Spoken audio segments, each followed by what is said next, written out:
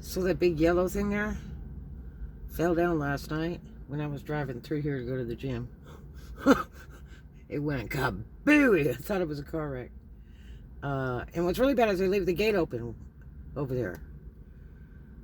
I don't know why they leave that gate open. But anyway, so does anybody remember the old Sea West, the Carolina West, down on Century in California by LAX? Big club on the corner down not far from the Hilton. I think actually it was across the street from the Hilton.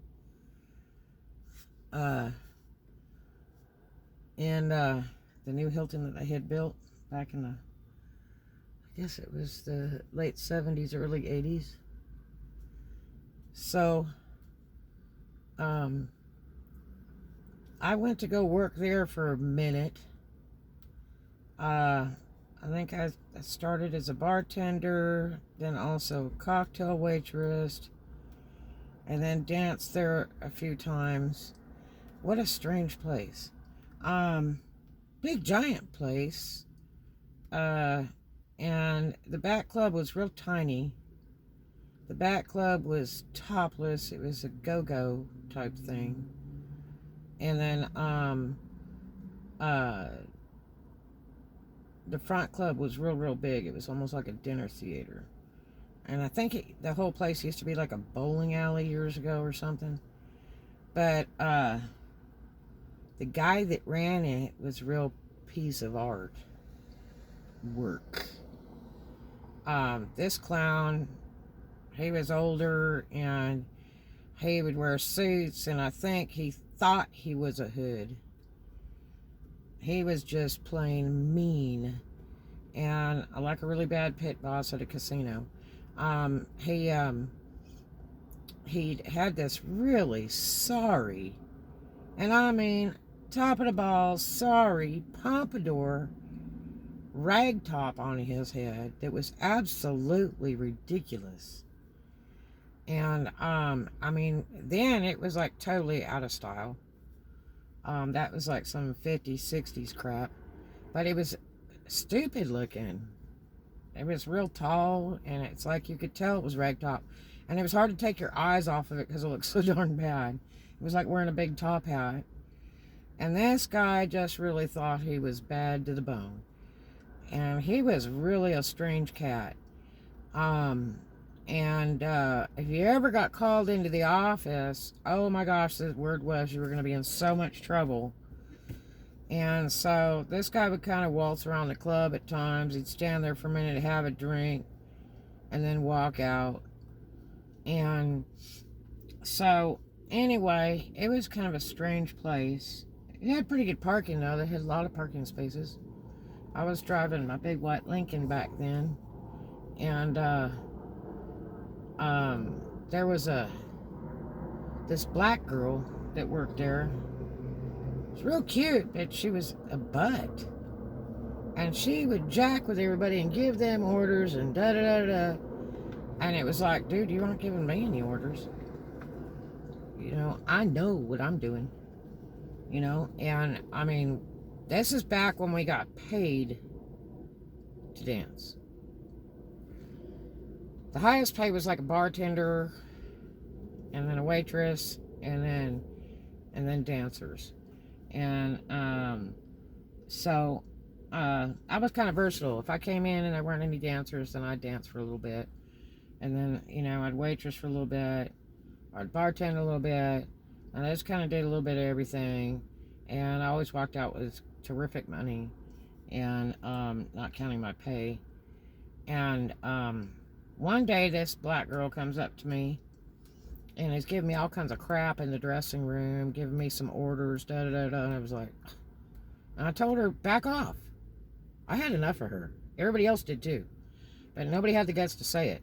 But see, I was known as bench press. People didn't jack with me. All my spare time, I was down at Venice Beach at the weight pen, pumping iron. I mean, I was the baddest cat in the land. Nobody jacked with me, even strangers that didn't know me that met me were scared of me because of my reputation. So, she jacked with me for about the very last time. It was me and her in the dressing room, which the dressing room was back then with the size of a very small gas station bathroom. And all you had was like a hook and a place to hang your gowns, and then set the stuff on the floor below them, like your little gym bag of like shoes and stuff, and you change your clothes. And they didn't have lockers back then, and big gracious dressing rooms. And so anyway, she was giving me all this crap, like I was her freaking servant or something. Just some crap. And it's like, dude, I told her, I said, back off. That's enough. If anybody gives me any orders, it'll be from management. Thanks. I had enough. And I was such a great asset to that club. It was like, hey, if somebody didn't like it, too bad. Guess what? There is club to club to club down the street, not counting straight alcoholic clubs, but strip joints for miles around. And down by LAX, it was like every other business was a strip club.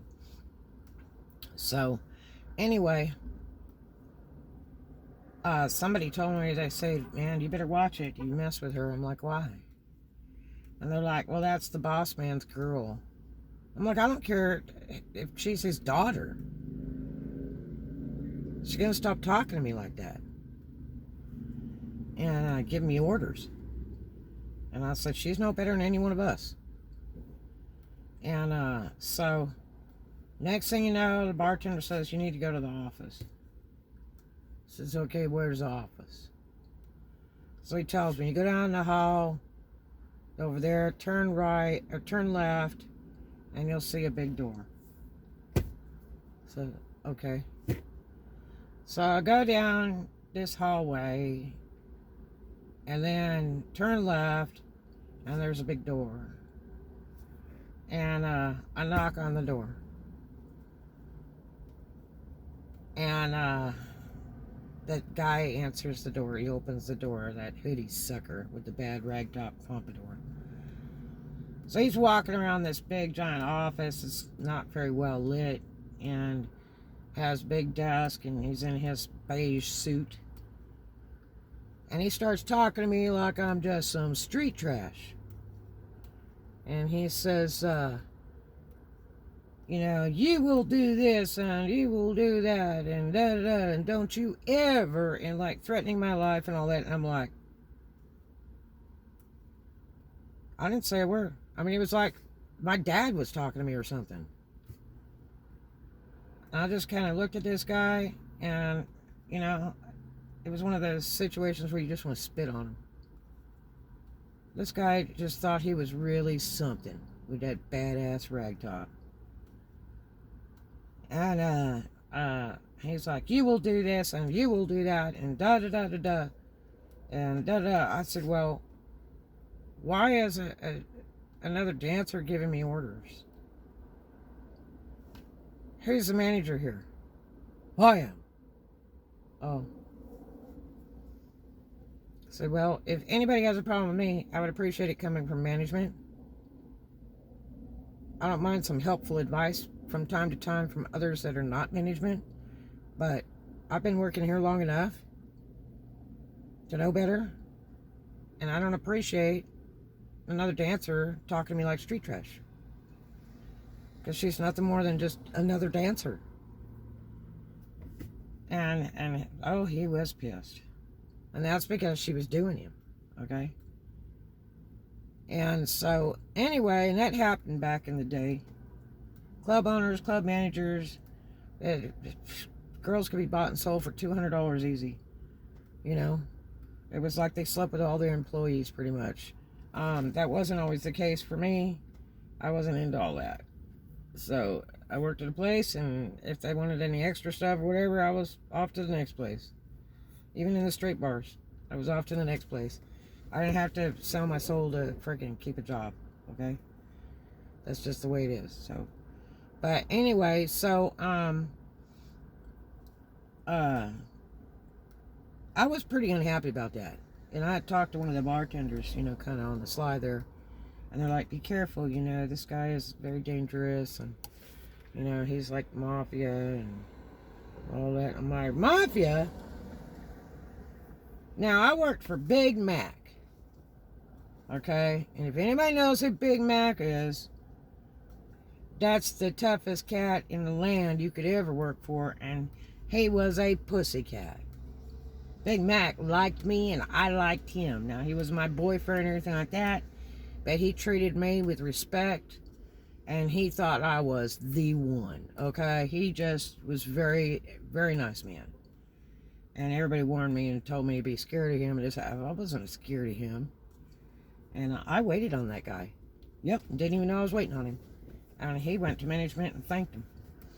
But anyway, so I was pretty perturbed because I could work anywhere. And you got really high pay then because most of the time when you were dancing, you usually had to serve cocktails. That was usual at most places. Dancers were hired as cocktail waitresses. So you had to do both. When you came off stage, you served cocktails. So, anyway, one day I got pissed off for the very last time. So I packed my stuff up and they're like, oh no, you can't do that. I'm like, I don't give a crap. And I mean, it was only like, you know, a $15 an hour job. Who gave a crap? You know? And, which that was really big money back then. The clubs always paid really good money, the strip clubs. And the straight clubs were just a little bit under that. But the strip clubs paid huge money, especially bartending. So, I packed my stuff up. I had enough of that black girl giving me crap and talking to me like poo-poo. I did not care. And they're like, God, you can't leave. And I'm like, watch me. You think I'm kidding? I don't have to put up with this crap. And so I packed my stuff up, walked right out that door. Went to get my big bad Lincoln, parked to the right side of this building near the street. And here comes Stupid with his big ugly pompadour. And this sucker's probably still alive and is probably the real owner of that club today. Because it just got torn down. So he comes out to my car. And he's out front of my car as I'm backing out. And he's screaming at me, you are not going to leave and you are not going to do this and you're not going to... I said, who the F are you? I said, man, you're not my mommy, you're not my daddy. I'm a big girl. And he was like, I will do this to you. I will, blah, blah, blah. You won't work a club in this town. I'm like, yeah, well, there's the Valley, there's Long Beach. I'm not worried. I can do anything I want to do. And he was giving me all this crap, and whoops, accidentally my car went into drive, damn it. And he happened to be in front of it, and he like jumped out of the way, and I think his rag top flipped. And I kind of broke my headlights on the wall. And I had to drive home to Redondo Beach that night, which bit. So I took the expressway and rode behind somebody, but this idiot out there giving me freaking orders and threatening to have me killed. Low-life piece of crap. Dancers are a dime a dozen back then. All day long.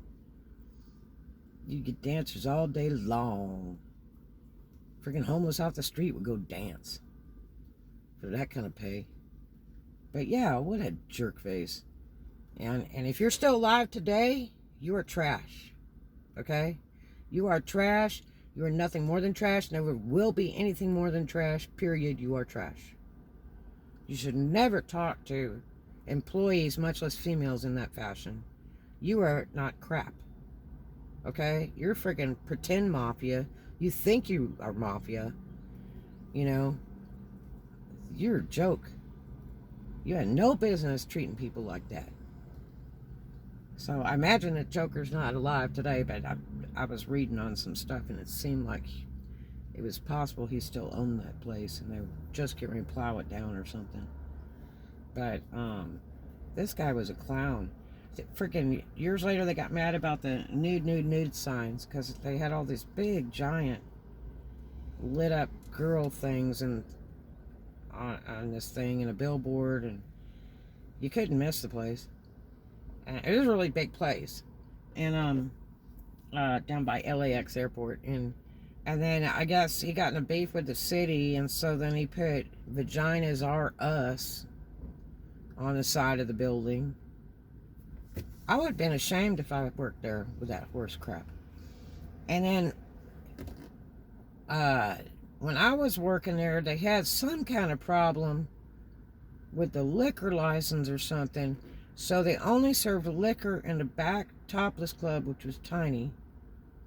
And the front club was like going to the theater. And that was a nude club up front. So they didn't allow liquor in the nude club up front. But people would just go to the back lounge and go get a cocktail and walk up to the front place. So a lot of sense that made. But it was definitely interesting. Today, a lot of clubs can get away with going nude if they don't have liquor. That's another interesting theory. Because the ABC can't touch them. Because, like in Alabama, most of the strip joints are governed by the Alcoholic Beverage Control. And so they can't really mess with them. But yeah, that was darned interesting. Having that girl be giving me some freaking orders, and because her boyfriend was the white guy that ran the club that thought he was the Black Hand. Like, really? I mean, it's a shame he couldn't have invested in a better rag top. That thing was a joke. I mean, it was literally hilarious. He looked like a cartoon creature. It was beyond belief. But yeah, the old clubs were interesting, but that was one of the worst experiences I ever had, because usually management and owners were pretty wonderful in the business back then. And, you know, it was a very dangerous business back then. Once you stepped outside the club, you couldn't bring your car. You had to take a taxi, get somebody to come pick you up in your own car, because people would stalk you or follow you. You had to be really, really careful. It was very dangerous back then, and some of the areas you worked in were very dangerous, like City of Industry and down by Compton and over at Carson and close to downtown LA. LAX wasn't bad. There was a lot of money there because it was all people that got off the planes that were going to go on a plane. But the area was rough because it was mostly, you know, commercial industry area. It wasn't like a super pretty place. But whatever clubs were down there, they made bank. When they started getting back to Inglewood Avenue and down at Lenox and stuff like that, they were slower clubs. There was still some money. They were just a slower type club. They didn't get as much clientele as the ones down by the airport. But anyway, so if you remember the old Sea West down on Century by LAX, comment below. And if you work there, comment below. Talk to you guys later. You have a great one. Love you.